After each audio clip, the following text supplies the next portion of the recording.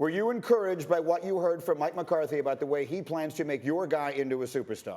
Well, my guy's already a superstar, and Mike McCarthy's going to try to ride this. But I absolutely loved it. This is the first time McCarthyism has been right. I'm on board with that altogether. It's smart. That's how you build a modern NFL offense with success, is when you have an all-star quarterback, you set them up to succeed. Nothing else needs to be said. The man's clearly very smart. D. Wood, do you have any rebuttal? Yeah, you know, Mike McCarthy said that, you know, he wants to put his quarterback in a position to succeed, right? Correct. And you know how you do that? How, sir? Running the football with Dak Prescott, the guy that has $50 million more guaranteed dollars coming his way. Zeke, Zeke, we know what you 50 meant. more million guaranteed dollars. You know what happened? Why y'all hold on. Oh, you know what, yeah. Yeah, because I'm ready. I'm ready this morning. You know what happened when Dak threw the ball 40-plus times this year? They probably lost. 1 in 6. That's your man. Okay, the guy that you say is the superstar quarterback. When the ball was in his hand, when he was slinging it all over the place, they went 1 in 6. Wait. Okay, 1 in 6. So that's your man. We have a bit of disagreement on this side of the desk. Let me go quickly to Schefter. Not me and Acho, though. Same team. Here's what I want to ask you is, we spent so much of the last year trying to figure out his contract situation. Well, here we are now. Here's the coach saying, I'm going to make him a star. They've got a bunch of options. How's that going to play? Well, it's funny you say that, because that's exactly what I was thinking as I was watching him talk, because if they hired Mike McCarthy for what he's going to do for that offense, and specifically Dak Prescott, then if you're the Dallas Cowboys, then you would want to sign him to a long-term deal right now before he could flourish under the coach that you just chose. You want to get that long-term deal done now because you believe that this coach is going to bring out the best in Dak Prescott. And if he brings out the best in Dak Prescott at a time when Patrick Mahomes is getting big money and Deshaun Watson's getting big money, then it only stands to reason that Dak Prescott's going to get that type of big money. So the time to sign him long-term would be right now. To be clear, the option is to franchise him, right? If they don't get a long-term deal done, I just want to make sure the audience understands. There are a couple options. If there's no collective bargaining agreement done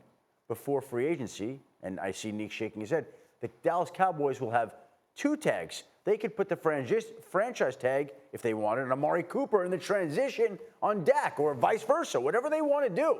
But they'd have 2 tags if there's no CBA. If the CBA gets done, they have 1 tag to use, and they can hold on to 1 player. Acho, break the tie between these two. Is it more about giving Zeke more opportunity or more about putting it on Dak? Well, Laura, here's what I think nobody's talking about. It's not about how well Dak does that'll dictate and indicate the Cowboys' success. Let's keep in mind the Cowboys have had a very good quarterback since 2006.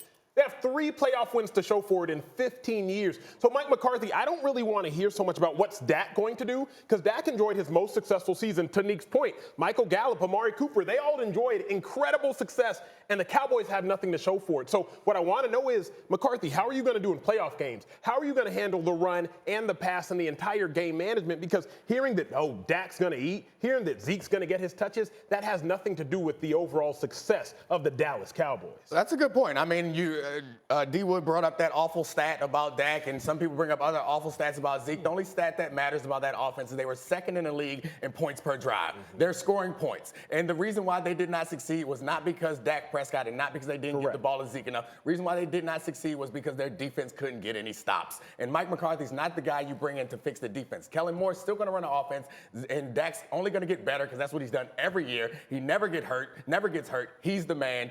Figure it out somewhere else. Get a stop on 3rd down. They were 2nd in the league on 3rd down conversions. Like, the offense is fine. That's why it frustrates me whenever I hear people talk about the problem with this team is they don't give it to Zeke enough. Who was 2nd in the league in carries behind Derrick Henry? The problem is when you do look at some of those stats in an incubated form, some of the fans, Nick, will hear you and be like, it's totally not on the offense. I do think football's a balancing act. And I think where the Cowboys went wrong this year, they didn't have a ton of balance. When the offense balled out, the defense was susceptible. When the defense played well, the offense didn't show up. The Cowboys need better balance. Thank you for watching ESPN on YouTube. For more sports, more analysis, download the ESPN app. And for live streaming sports and premium content, subscribe to ESPN Plus. We'll see you there.